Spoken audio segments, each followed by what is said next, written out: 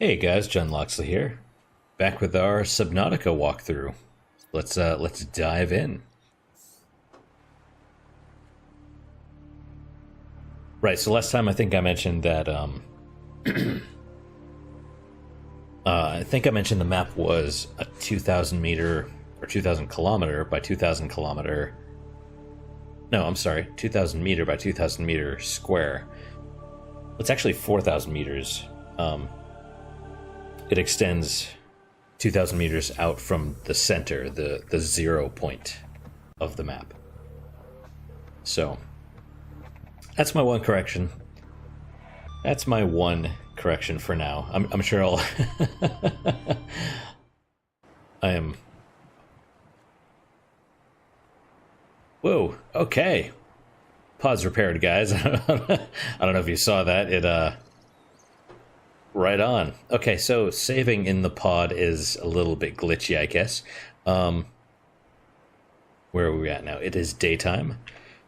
How does our inventory look? Full of stuff. Okay, not a problem. We'll, you know what? I did want to show you guys one of everything. Oh, I need silicone rubber. Okay, we'll worry about that later. Cured food, cured hoverfish, crispy, salty legs are the highlight. Man, that actually sounds kind of good, doesn't it? All right. Okay, so just kind of looking at this, we'll disinfected water. Sure, we'll drink some of that. Up to 99. We have some titanium and other stuff. Just got ourselves the Sea Glide. So right now, let's repair the damaged radio. Yeah, it helps if you're close enough to see the actual damage. And then you can repair it.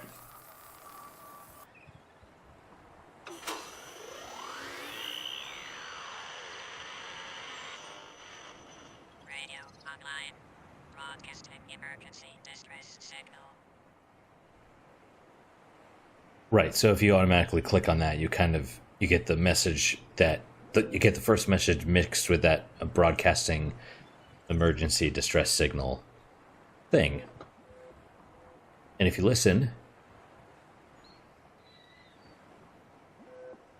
there it is. So if you ever need a message, or if not need a message, if you ever have one waiting, you'll see this flash, plus you'll hear that little pulse. So let's hear it. This is Aurora. Distress signal received. Rescue operation will be dispatched to your location in 9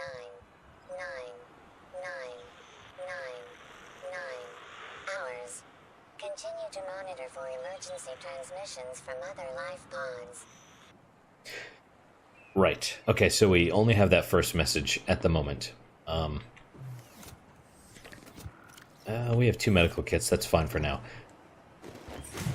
Let's see if we can grab a Gary fish. Those are pretty hydrating. Yeah, so it looks like the way that first emergency message works is that the pod will signal to the Aurora itself. There's a Gary fish. Oh, hang on. Where'd you go? There you are. You know what? It's not scanning for... Oh, there we go.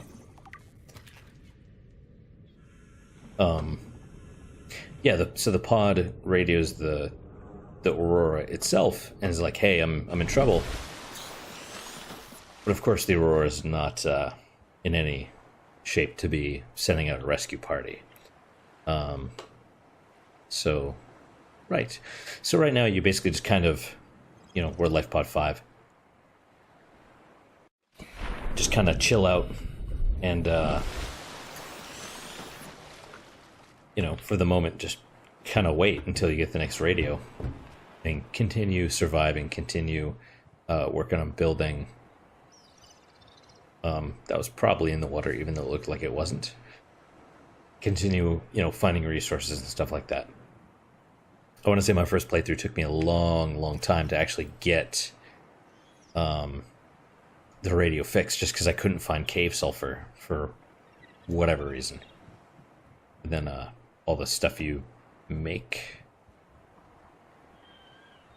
shows up here, or can make. The Pathfinder tool. I do want to try using that a little bit. Consider disguising the flavor of unsavory meats with salt or locally sourced herbs and spices. Yep. Day 3. So day 3 is ending. Right, so first, additional technical. Let's read some of these while the sun is coming back up or setting or whatnot. So we're Lifepod 5. Standard features for the 2-berth emergency Lifepod is a short-range radio, 250-kilometer uninterrupted range. That's actually pretty far, considering the map is about 4 kilometers from side to side. Wall-mounted fabricator for survival equipment manufacturer and for rendering organic substances edible.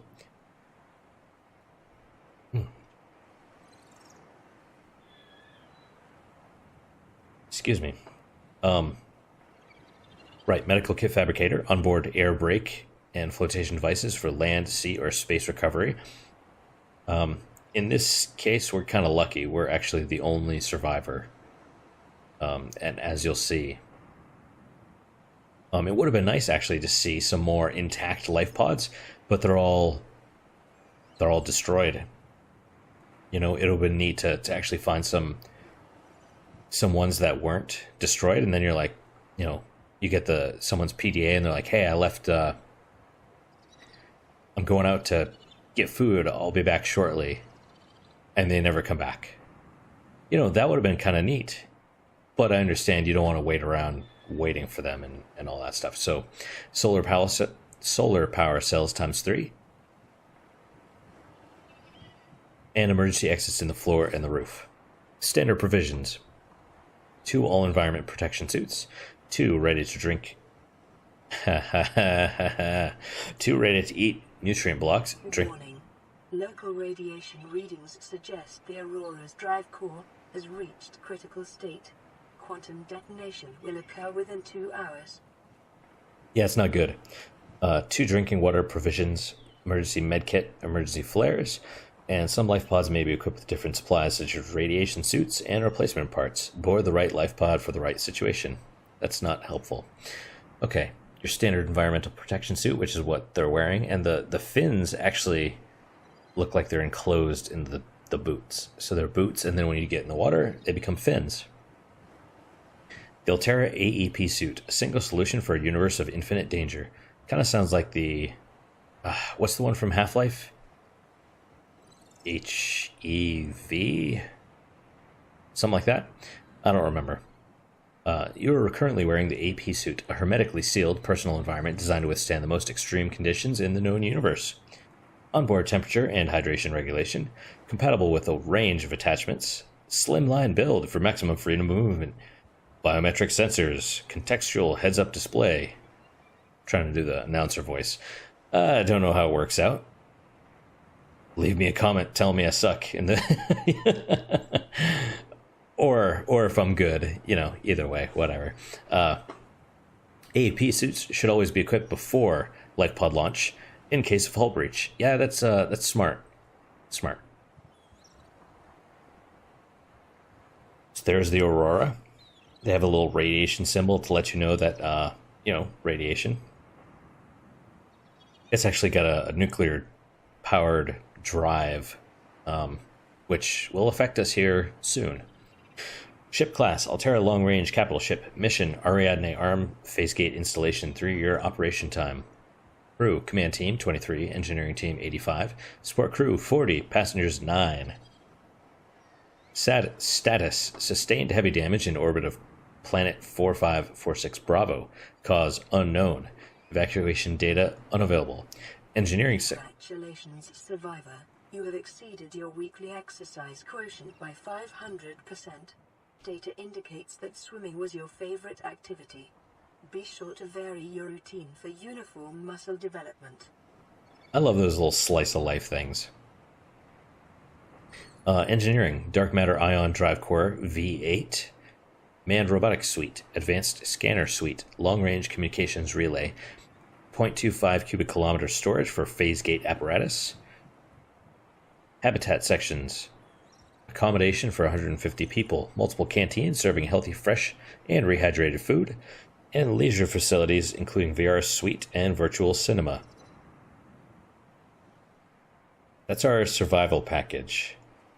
Okay, let's read geological data real fast. And maybe like this. There we go, that's a little better. So limestone outcrops. These unusual geological structures are often formed around titanium and copper deposits and are distinct to this planet. Closer analysis reveals the stone around the metal has been hardened against erosion, but the mechanism remains unknown. Assessment, titanium and copper source. So if you ever need to figure out like what little outcrop has the resources you need, oh, and there's a little peeper, just check this. It'll tell you. It's like, so limestone, you get titanium and copper. Other things, you get other things. Excuse me. Yeah, my allergies are still kicking. It was raining pretty heavily here, and now there's, I guess, a bunch of mold. So, always a fun time. All right. Come on, peeper.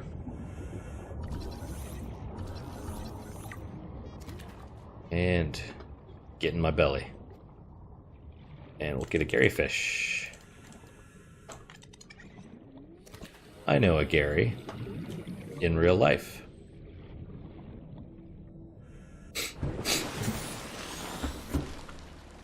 Okay, fabricator, let's eat.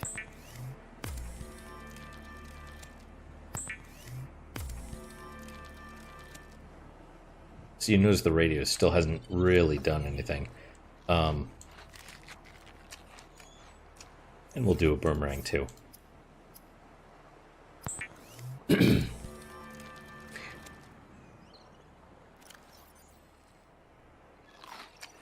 So I've noticed the radio seems to be more active when, oh, hang on. Is that, alright, there's your solar eclipse for the day. It's not as dark. Expect it to be darker.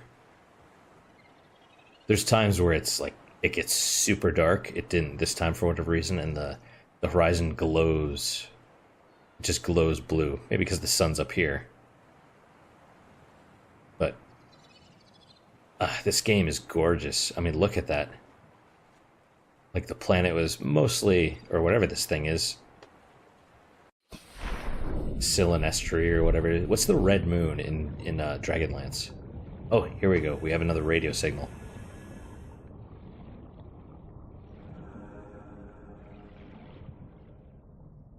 Okay, if you could just stop bobbing up and down and click on it, that would be nice. Right, so you see the little radio message in the upper right of the screen. That's actually showing up a lot longer than it used to. It used to show up for like a second and then it would disappear and you'd be like, wait, what was that? Did I just see something? Now it's there for like 30 seconds to a minute, which is nice. So we'll click on this. This is Ozzy from the cafeteria. What the hell, guys? They didn't warn us this might happen. Our pod was almost crushed by this Seamoth Bay on the way down. Now we're hanging on the edge of a cave system, and this grim-looking snake thing's trying to eat through the hull. Come get us already. Signal location uploaded to PDA.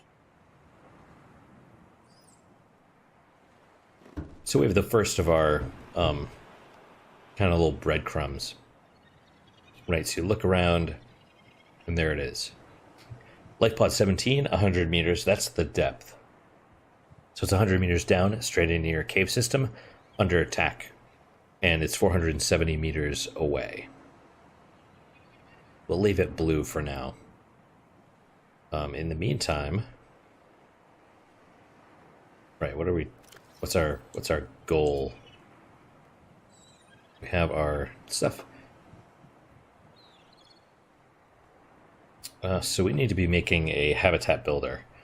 We have a scanner, we have a repair tool, flashlight, survival kit.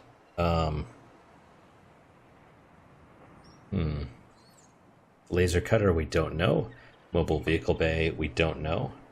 Seamoth, we don't know. And these are all the base components. You could see it's pretty well developed so far. And we got the Jackseptic tank because I got one of his there was like little codes that you could redeem, and you know, for just little things like this, like from Jacksepticeye and Markiplier and some of the other you know, YouTubers that were really big in helping the game take off. Yeah, I don't really watch Jacksepticeye to be awesome, but I think his little thing is cool as hell. I mean, look at that. And yeah, so tons of stuff. I would like this. So let's see if we can find silver ore. Don't crack your head on that. Nope, don't do it. Okay, so for silver ore, let's grab that bladderfish. We're gonna depopulate them.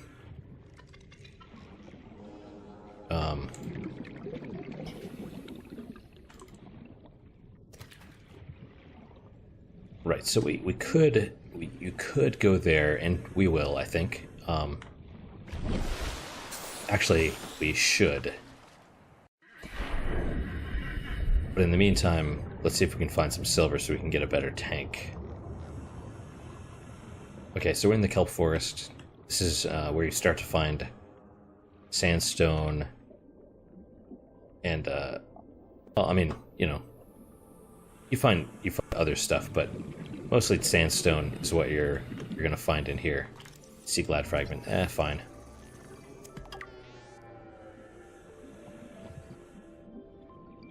That you're not gonna find often around here. Also, something to be aware of is this thing called a Mesmer, which will... Oh, there was some sandstone right there.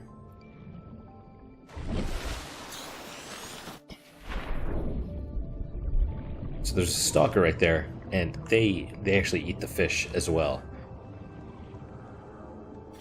So there's two of them, and they're hoarding their metal right there.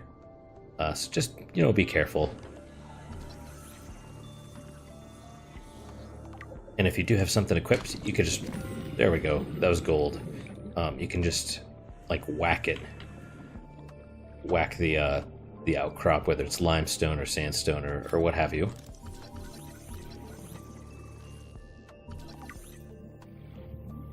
Come on, grab it. Grab it. So later you... New creature discovered. Later you get a... 30 seconds. Oh, come on. Well, let's see if this has... What does this have? Mobile vehicle bay. We'll take it. So, stalkers, they're a little pissy, but they're not too bad. You just strafe, basically. Oh, okay. Oxygen. Almost. That was a little close. Okay. Now we'll drink some water in the meantime. Yep. And here's part of the sandy, or not sandy shallows, grassy plateaus. Oh, no shit, we found a time capsule right off the bat. And, okay. Well, let's get it. So first we're going to scan it. Time capsules are something that other players leave at the end of the game. So at the end of the game, when you're beating it, you have the option to leave a time capsule. And, you know, they're voted on by the community, and you might not always get one. Oh, there's the biter. So let's, right, so you open it, and it gives you a bunch of stuff. Blue tablet. Okay, let's head to the surface, and we'll see what I got. Oh! Come here. To me. Well, okay. Now we know the trigger for that cutscene-ish. So that's someone that you meet a little bit later. You get that by getting the blue tablet. Short-range scans suggest this biome supports extensive biodiversity and connects to a number of small cave networks. Yeah, they're talking about the grassy plateaus. We'll see those in a minute. Okay, so it gave us chips. Chips is assorted flavors reclaimed from manufacturer errors. Nice. Yeah, why not? And then coffee Americano, real Italian espresso, diluted with tasteless American water. See, I feel like that's a political thing. All water is tasteless, whether it's tap water or not. So why you? Oh, Emergency. A quantum detonation has occurred in the Aurora's drive core. The reactor will reach a supercritical state in T-minus 10, 9, 8, 7, 6, 5, 4, 3, 2.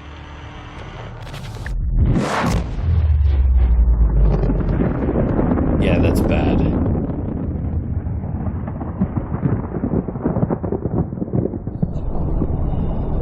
And you get like a little, well, we didn't see it, but there's like a little shockwave if you're underwater.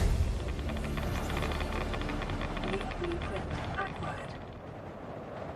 For your convenience, the radiation suit has been added to your blueprint database.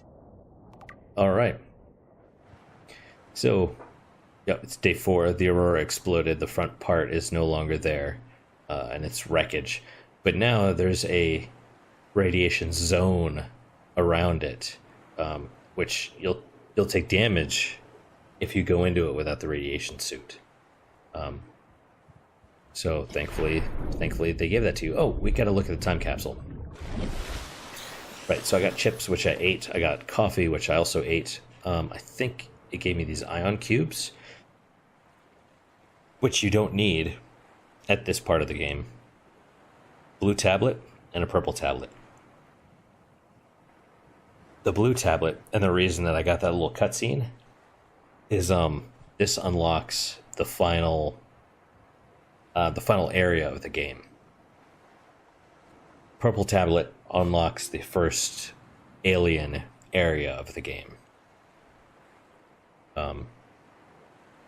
So, and then they always come with a little thing. So let's read some stuff real fast. So sandstone outcrops under geological data. Common porous outcrops seem to form around small amounts of precious metals, or otherwise, grammar's a little awkward. Or otherwise, these metals are part of a sedimentary buildup over time. Assessment: lead, silver, and gold. Lead, obviously, you need for the radiation suit and other things. Gold, you need for like electronics and stuff, and then silver, also electronics. But this is what we're going for right now, so we can get that extra oxygen. So time capsules. Every time capsule you pick up, my adventure is over. It gives you a little, so people can put in a picture, and then they can put in some stuff, and then they can write some stuff. Okay, so they took a screenshot of their little base. Not bad. Not bad. You got 2 moon pools, a couple scanner room. I assume that is a... Actually, I don't know. That's probably a multi-purpose room. My adventure is over. To whoever find this time capsule, I've given you a few supplies to help boost your mood. Sounds good, man. Thank you. Okay. And we have the radio signal. So we're going to dive down here. This is the grassy plateaus. Couple new fish. There's the spadefish running around. That's a biter. But I saw this, and I want to see if there's a laser cutter fragment. That's what I was hoping for. Okay, and then I did see salt. I thought I saw salt over here. Over her.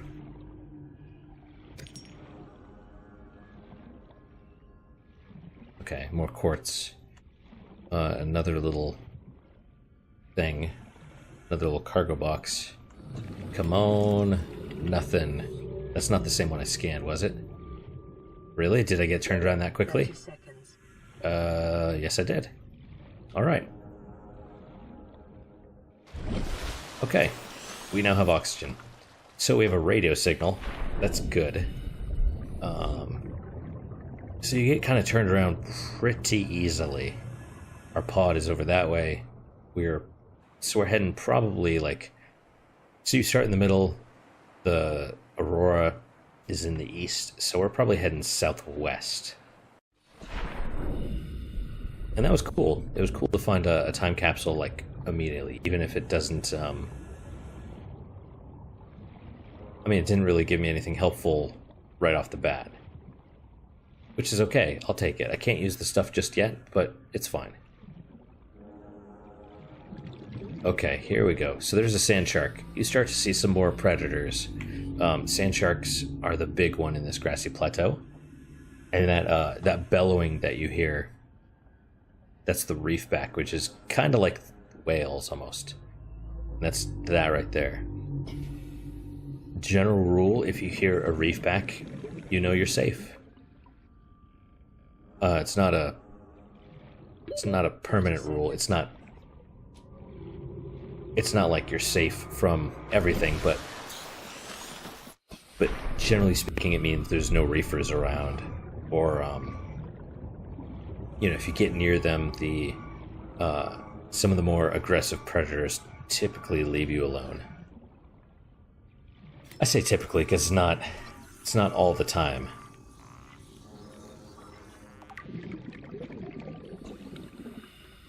It's not all the time, but it's, you know, enough. Like some of the more dangerous ones are just deep. Okay, so I have salt. You know what? Let's go that way.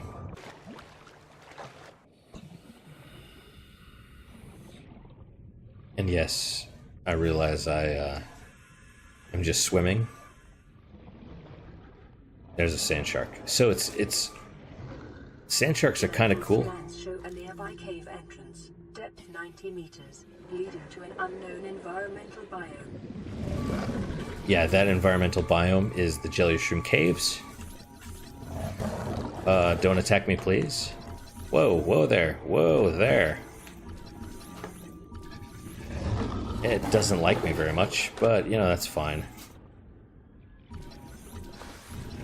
Okay. So, you know, generally it's kind of like FPS rules, first-person shooter rules. 30 seconds. If something is charging you, just kind of strafe around it. Circle strafe. Okay. So those are the entrance to the jelly shroom caves right there. That's what it was talking about, the unknown environmental biome. But it's, you know, one of the cool things about this game is it gives you a little tip. Oh, hey. Silver base Nice. kits Oh. are an essential component of many habitat modules.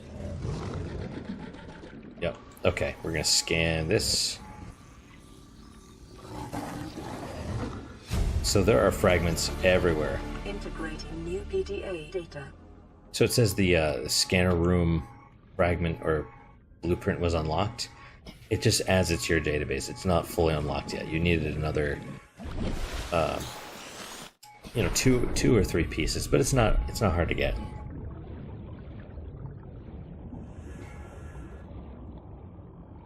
Okay, so you can't. I mean, you can go down there. We're not going to just yet. Lead. Okay. For that oxygen tank, we need silver ore. Just one piece of silver ore. Okay. 2 lead and 2 fiber mesh. Son of a bitch.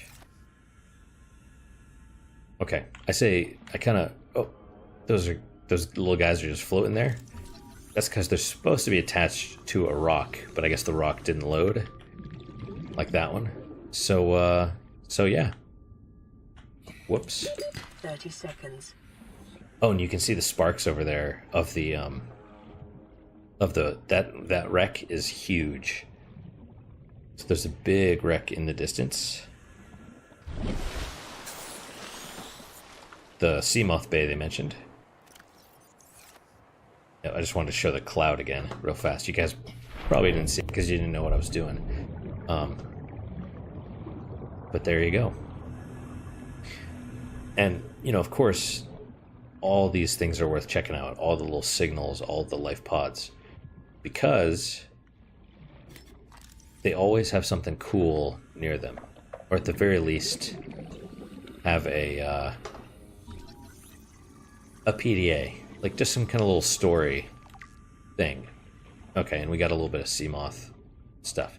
So we'll just kind of swim around for a second, see if there's anything in the surrounding area. And no, so at the moment, we'll just grab the PDA and then head back to the surface. Integrating new PDA data. 30 seconds. Yep, I'm going.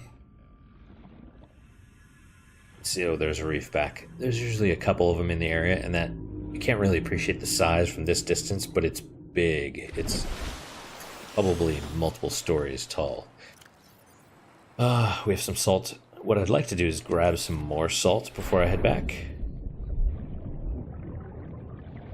And yeah, that's an example of the pop-in. It's not as bad as it used to be, if you can believe that. Both because of the fade-in thing, there's some salt right there. And another little cargo thing. We'll check the cargo thing out first.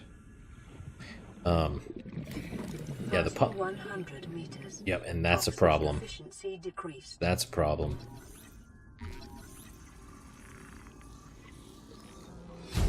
Okay, we got ourselves a laser cutter. New blueprint acquired.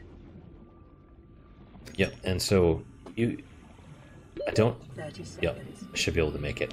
So you don't have it right now, I don't think, but eventually you get something called the rebreather. I might have gotten it when it uploaded the radiation suit. It's something called a rebreather, which it doesn't really tell you what it does. It tells you, oh, it recycles oxygen for blah blah blah. What it actually does is it gets rid of that 100-meter limit. So right now your oxygen meter is like 60 seconds, 57 seconds. It reflects the number of actual seconds worth of oxygen you have.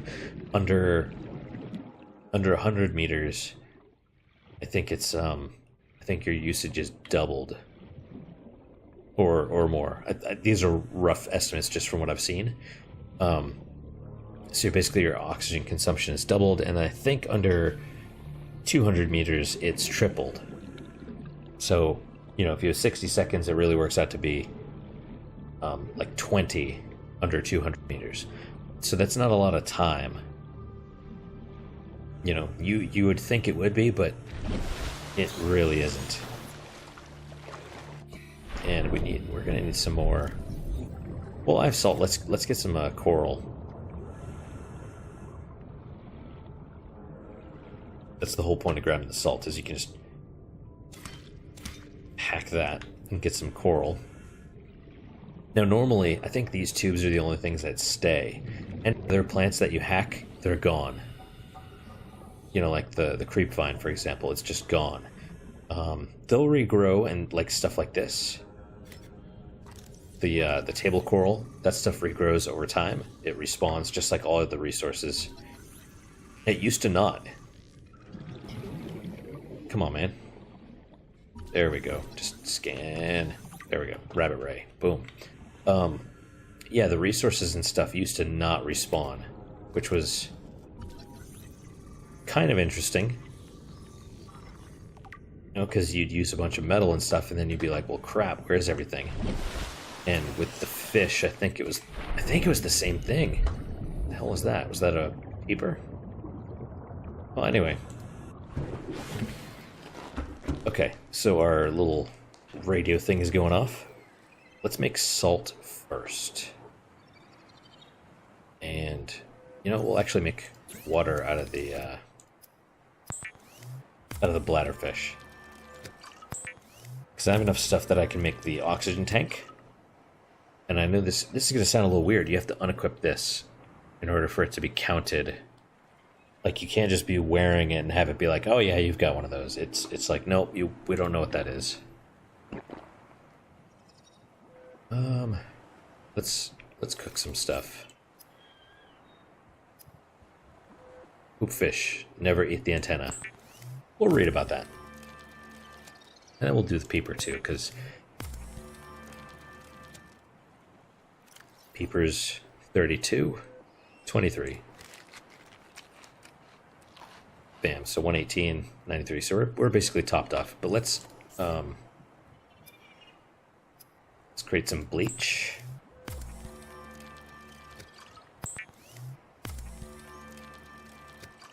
Also, that that come here to me thing. Where is it? Notice the question mark. It's like, who is this? Come here. To me. That's not supposed to happen until almost the end of the game. But you're going to see it for the first time here pretty soon, I think. Okay, so we're going to unequip this. And notice we're down to 45 seconds again. So let's do personal tools, laser cutter. Cutting device suitable for penetrating standard titanium doors. It's one of the tools you need to explore wrecks. Diamonds, battery, titanium, cave sulfur. What we do need... Right, so you pick up the blue tablet and then you're able to use it or create it immediately.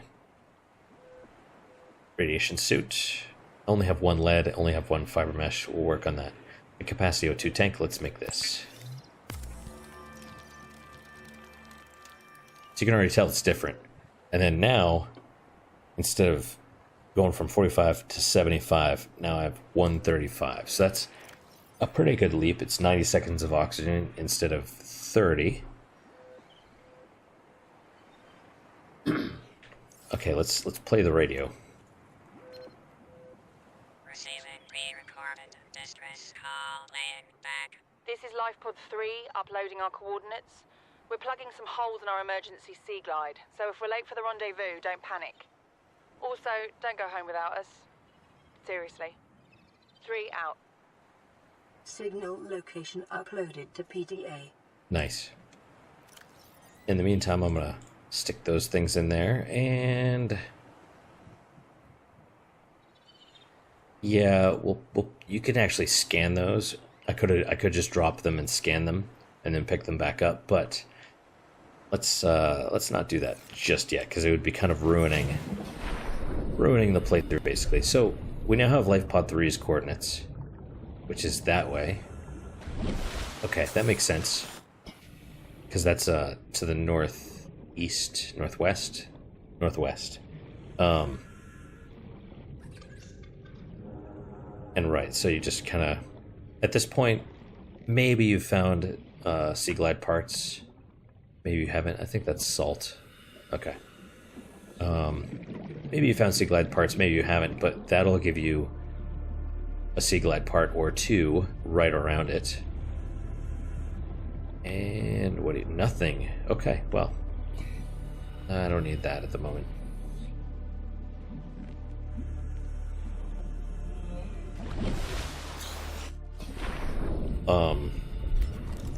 Yeah, we're gonna have to take a minute and actually read all this stuff soon. Now you'll also notice when there's something that comes up for you to scan, it shows up in the bottom right corner as like a little icon.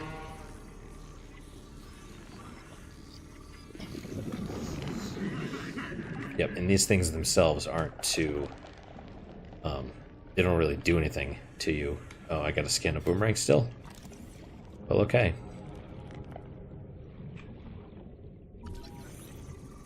Oh, is it dead? Yeah, I think it's dead. Holy crap, look at my life. Why is my life... That's weird. Why is it doing that? Oh, that's weird. It's like an actual poison effect. Yeah, so... oh man, look at all the dead fish. Well, I'm taking them. Pick up peeper. Yeah, so sometimes it's kind of funny. Sometimes some of the more aggressive, fish will follow you back to the safe shallows, and they'll get into it with those guys, and man, you'll just see them going at it. And sometimes the gasopods win, and sometimes the other things win. Right, okay, so we're near... Okay, right, so here's the thing. Here's a Lifepod 3. There's their damaged sea glide. Come on, Stalker. So I've never played the actual Stalker game, but every time I see them or they charge at me, I just want to say, get out of here, Stalker. Because, that's kind of the known quote, I suppose. Right, now this will always show you, all fragments will always show you the little scanner icon, because they exist. Whether you've scanned them previously or not, the fact that they're there means you haven't scanned them yet. Okay, so you go in here, and there's actually a couple things. You're like, hey, this is an abandoned PDA, so let's get that.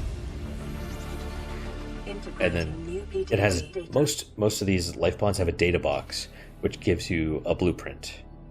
Just straight up. This one gives you the compass. I think it's the only place you can actually get the compass at, which is pretty handy. Doesn't necessarily, I mean, you know, you'll still get turned around underwater, but it'll at least give you kind of a basic sense of direction on where to go. And then, you know, you can kind of look around just for other stuff. I'm really hoping to find a... oh, there's a Mesmer. Well, okay. You'll see what these things do in a minute. Okay, it hasn't noticed me yet, so that's good. It's going to. Okay. It is your primary directive to swim closer to that beautiful creature. Look at that guy. Swim closer. I don't want to. Swim closer now. You'll actually be drawn closer. So friendly. Do not resist. Don't struggle.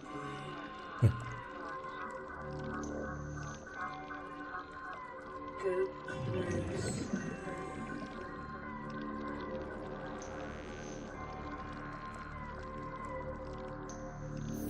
I'm actually constantly hitting the back button. Oh, that's interesting. I don't think I've ever heard this music before. Okay, we gotta get away. We gotta get away.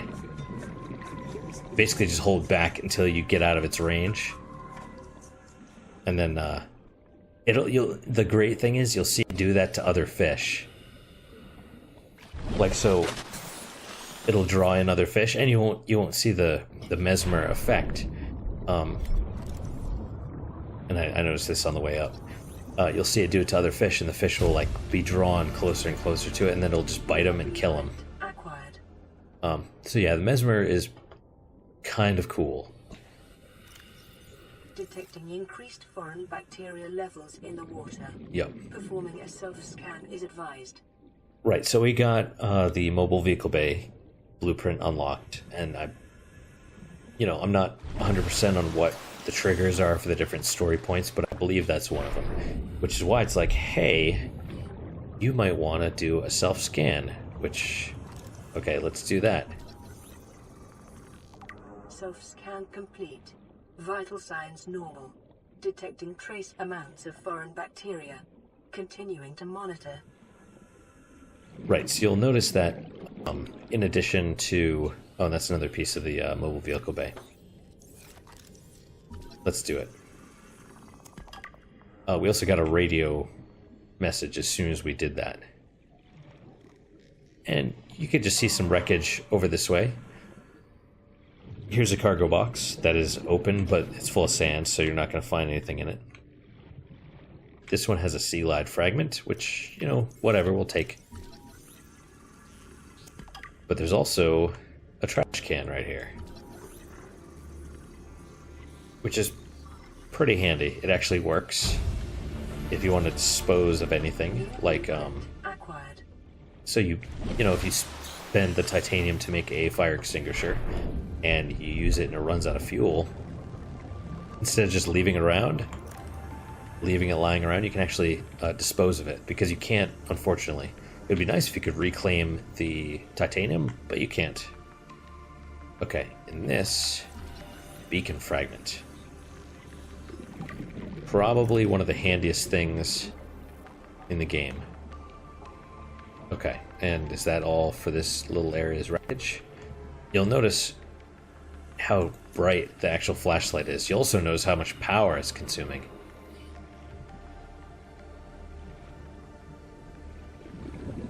takes a lot of battery juice.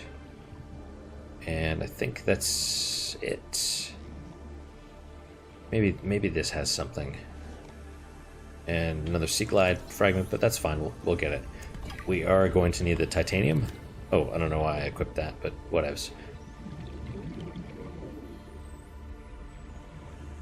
Okay, so we're gonna run back. I'm gonna grab.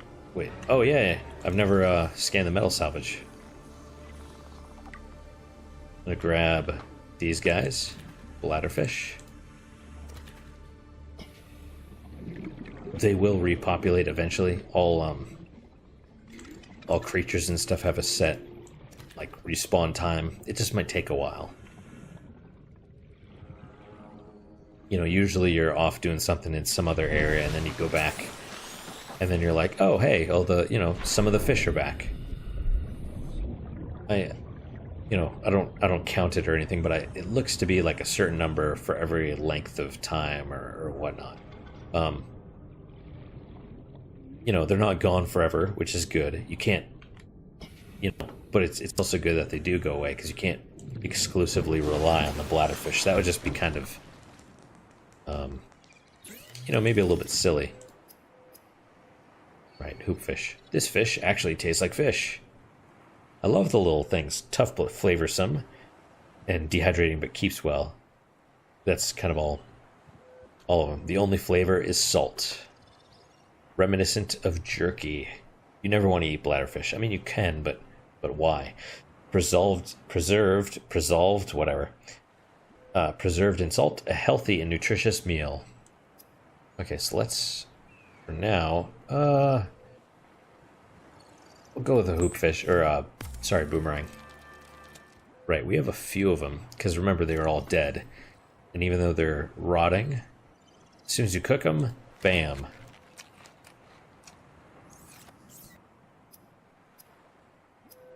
Water. Yeah, we'll just use the bladderfish that we got.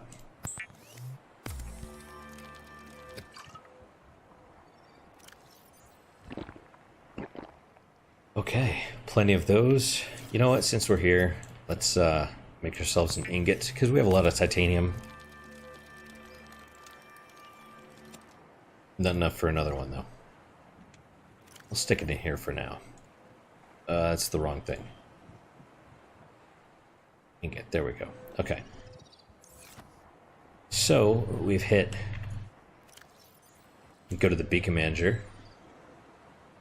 Lifepod 3, you'll notice those are active. They're actually gone at the moment, because you hit them, and so it inactivated them, even though they're still active on your list.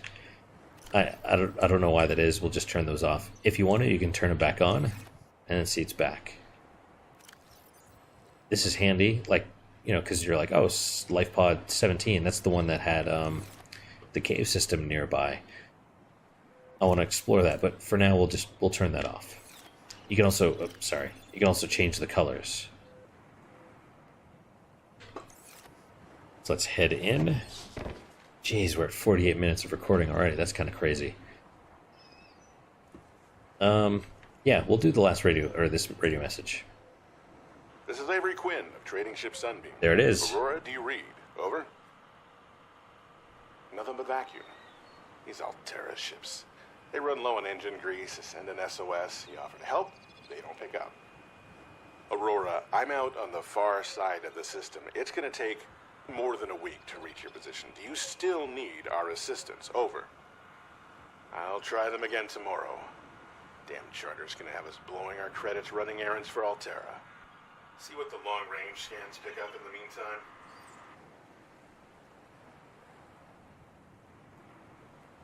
Honestly, I like the Sunbeam a lot. They're kind of, they're super blue-collar people. But they're, they have heart. And you can tell, because right now they're kind of dismissive. They're like, oh, those hoity-toity Alterans. But in the next message you'll see they figure out what's going on. They're like, oh no. So, Voice slug. Yep. Day 6. Okay, let's take a look at some of this stuff. Time capsules. Your adventure's over. Good luck, whoever this is. Geological data. Scattered wreckage. Analysis confirms this wreckage is from the Aurora. Outer layers of the material have oxidized, suggesting it has been heated to over 12,000... 12. That's not 1,000. That's 1,200. 1,200 degrees Celsius. 12,000 would be very impressive. This pattern is consistent with hull disintegration during atmospheric entry. By the way, the what is it? The melting point, I think, of magnesium is like 3,000 degrees, something like that. I learned that from a firefighter, just because they were given a class on fire safety, and one of the guys that I was with that was taking the class was being a dick. And he's like, "What's the melting point of magnesium?" And they're like, "I will look it up and get back to you." And the awesome thing was, they did. But that was, I believe, Fahrenheit. You know, because we're Americans. And we don't use that fancy schmancy metric system. Although, well, Celsius isn't metric anyway. You know, okay. Now, if I could stop embarrassing myself on the internet. So, salvage of intact portions of Altera vessels is prohibited at legal, moral, and technical levels. However, scrap such as these may be reclaimed for the titanium content at any Altera fabricator. That's interesting, right? Like, they're basically like, it's illegal, but we'll allow it. So, whatever. So what do we have? Habitat installations. There's a lot of them. Vehicles. You know what? Let's look at these. Mobile vehicle bay. That's what we're going to make. That's what we just learned how to do. The mobile vehicle bay is a deployable station equipped with fabrication drones, designed to construct small research and exploration vehicles from raw materials. It is a common tool in almost all industrial, scientific, and colonization operations. Sea Glide. The Sea Glide is a personal transportation device designed for use in oceanic environments, capable of speeds up to 36 kilometers per hour in standing water.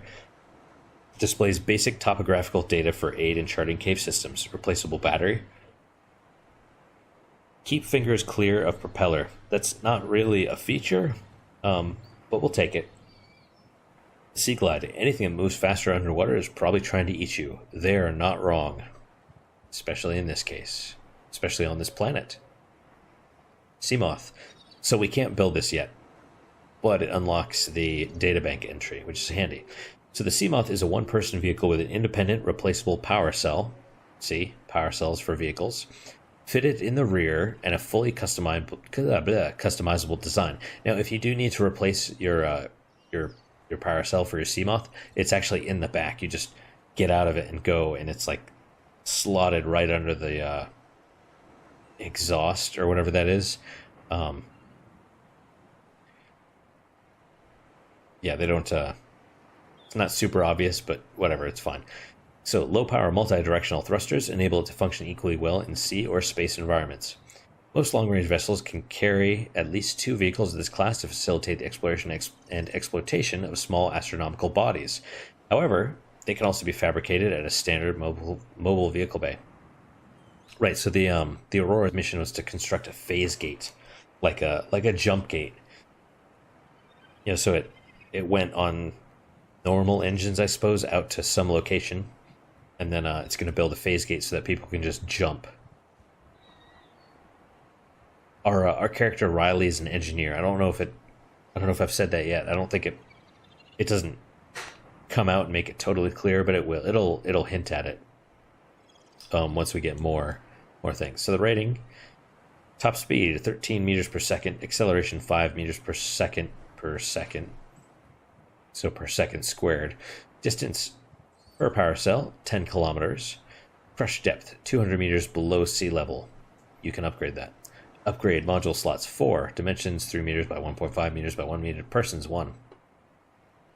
Seamoths may be modified by installing upgrade modules to the access point mounted on the wing. These include increased cargo storage, superior power. I don't really know what that means. I guess it means there's an engine efficiency module that you can put in, so maybe that's what it means. Pressure and collision compensation. Okay. Right, one increases the crush depth, and the other is in case you decide you want to run into land and just ram with the ground, then it reduces the damage from that. Enhanced sonar, which is awesome, and defensive capabilities, which you need. You don't need, but it'll be helpful, especially if you decide to get out near the blown off chunk of the front of the Aurora and one of those Predator Leviathan class fish is swimming around. These modules may only be manufactured at a moon pool outfitted with a vehicle modification station. Well, right. Okay. Yeah, so you don't have to park it in the moon pool, but you build the moon pool, and then inside the moon pool, you build the vehicle modification station, which we don't have the blueprints for either of those yet. The sea moth, it goes anywhere but land. Yeah, I'm working on my voice. It's not great.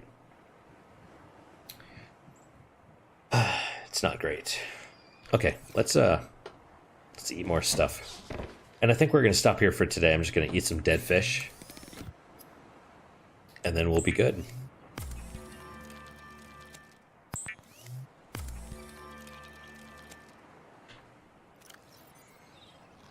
Oh, 98. That means I can add more. There we go, 119, and let's some filtered water. Perfect. All right. You know what? Let's get out of here so we don't watch the thing magically repair itself again.